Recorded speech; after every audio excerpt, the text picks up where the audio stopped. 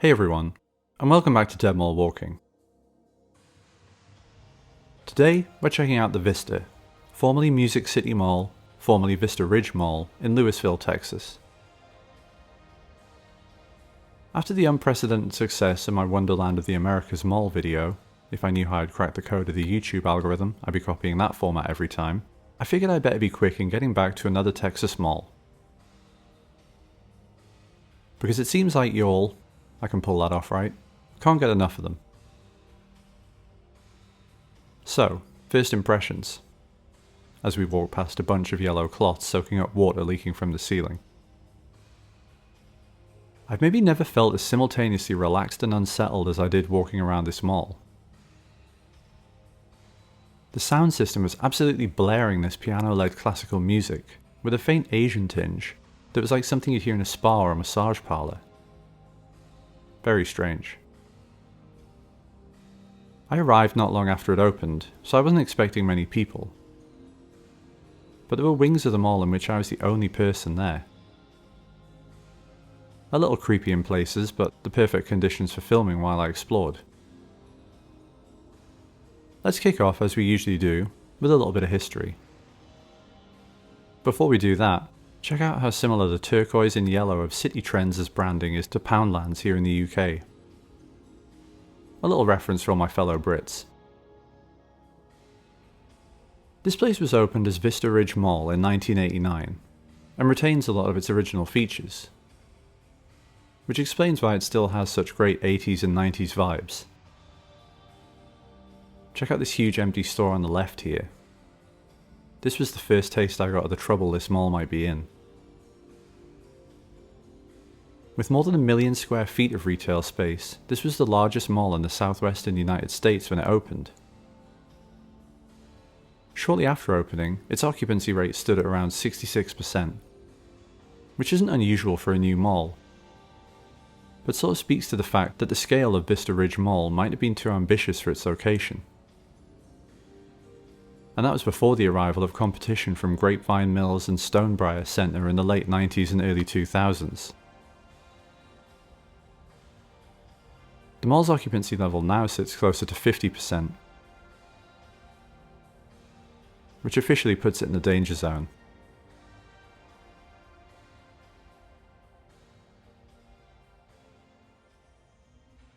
We're coming up on the food court now, which, in my opinion, is kind of a weak spot in the mall.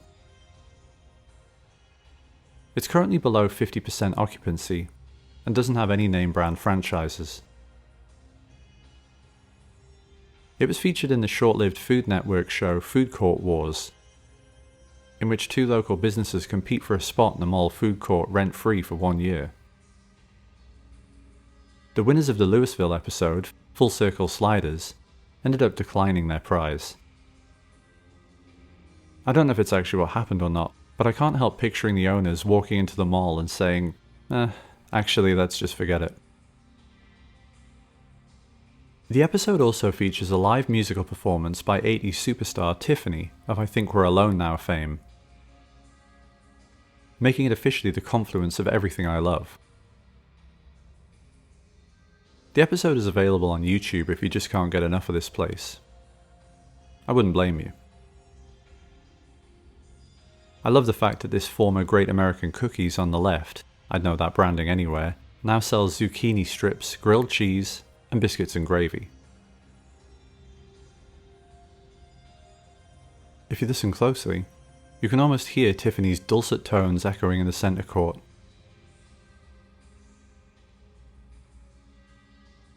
In 2017, the mall was sold to businessman John Bushman of ICA Properties for just over $17 million.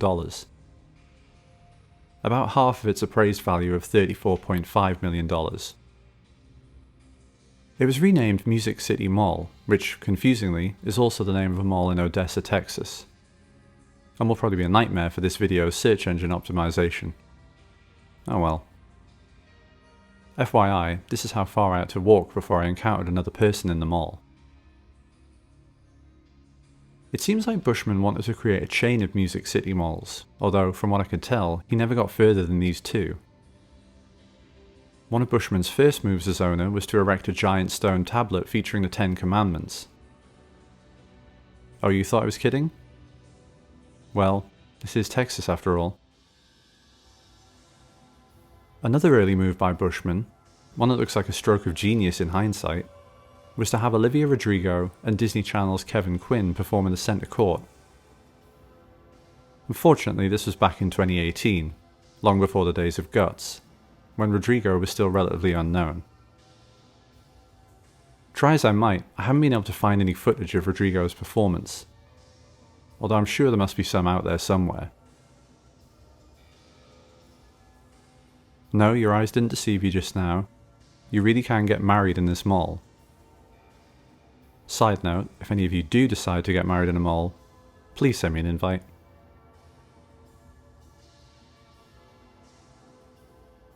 And if you haven't bought a dress in advance, no problem. Just head downstairs to Allure, which might be the largest bridal and formal store I've ever seen. Seriously, look at the size of this place. Despite Bushman and ICA's efforts to innovate, bringing live music, arts, and cultural events to the mall, things started going downhill. In early 2018, Sears announced that it would be closing its Lewisville location. Although, to be fair, that space has since been filled by popular Korean supermarket Zion Market. In 2019, Dillards transformed into a clearance location. You can only get in from the outside, and the upper floor is closed off. Honestly, this place isn't looking its best. Although it definitely has some old school 90s aesthetics that are easy on the eye. I can't help but wonder how long this anchor will end up sticking around for. JCPenney closed in 2020, and Macy's left the mall in 2021. A channel viewer, who actually recommended that I check out this place, hooked me up with some footage of her and her friends exploring the vacant Macy's space. As cool as that was to see, I decided not to follow in her footsteps, because I really don't need trespassing on my record. All of which has left this mall in a rough spot. Other than a handful of mall walkers I encountered, I don't get the impression that Zion Market brings much foot traffic into the mall. That leaves the Dillards Clearance Centre, which, as I already mentioned, isn't connected to the mall's interior, as the Vista's only traditional anchor. The mall was recently featured in the cancelled Freeform show Cruel Summer.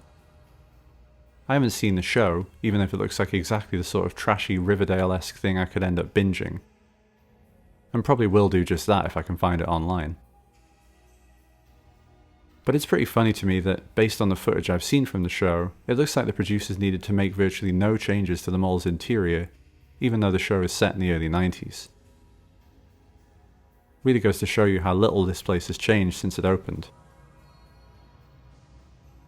As we look at this inexplicable log cabin, Santa's grotto left up until April maybe, I'd like, if you'll allow me, to put my urban planning hat on for a minute. In the area around this mall, there are some nice looking gated condo developments. And hotel, after hotel, after, okay, this one's a little further away, but still, hotel. Because I'm British, I, of course, attempted to walk to the mall from the hotel where I was staying. After waiting an interminable length of time to cross a couple of roads, I ended up trudging up this makeshift dirt path, after the sidewalk, simply ceased to exist. I then had to make my way across a parking lot comprised of more than 6,000 spaces. Even at its peak, this place never needed 6,000 parking spaces. I know the 15-minute city is a divisive idea in the US. Some people see it as a utopian ideal that only Europeans get to have, while others are convinced they're a conspiracy to place draconian restrictions on people's free movement. But however you feel about them, the fact that every route to this mall is virtually unwalkable to the hundreds of people in and around it every day is absurd. Make it easier to walk to dead malls, and I guarantee we'll see foot traffic increase. Kamala, Trump, feel free to fight over this great idea as you see fit. There are tons of empty units in here, like there are in most malls. and I can only imagine that it's going to get worse. Former Hollister spotted. Love that frontage. And while, like the sign says, a post-apocalyptic hot topic might be my happy place, that's probably not true for everyone. We need to radically rethink how malls work before they all end up as vending machine storage.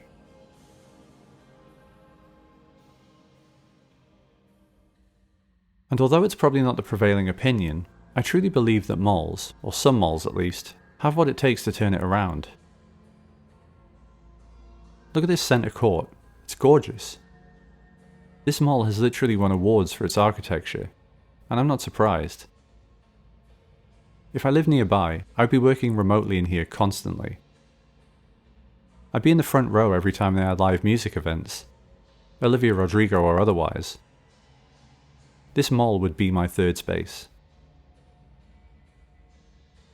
In the Vista's defense, they are trying to diversify. There's a boxing gym in here, live music events, the charming cat cafe, where you can hang out with and adopt rescue cats, and a by appointment only World War II museum that I almost managed to miss entirely.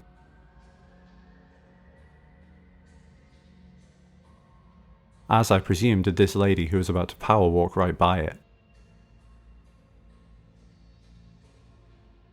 The mall was sold to new management, 1000 South Vermont LLC, in 2022, and they've proven to be pretty responsive to criticism.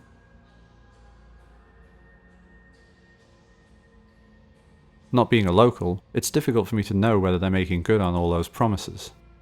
But they're facing an uphill battle, and could no doubt use, coincidentally, some of what's coming up on the right. Gold and time. Redevelopment plans are actively being discussed by Lewisville City Council right now, and it'll be interesting to keep an eye on how those shake out in the months, or perhaps years to come. Thanks so much for checking out this video. If you enjoyed it, please like and subscribe. The algorithm loves it, and it means I get to make more videos like this one. My Instagram and some other ways to support the channel are linked below if you feel inclined to help out. Whatever you know it as, Vista Ridge, Music City Mall, the Vista, is closing time. Open all the doors and let you out into the world.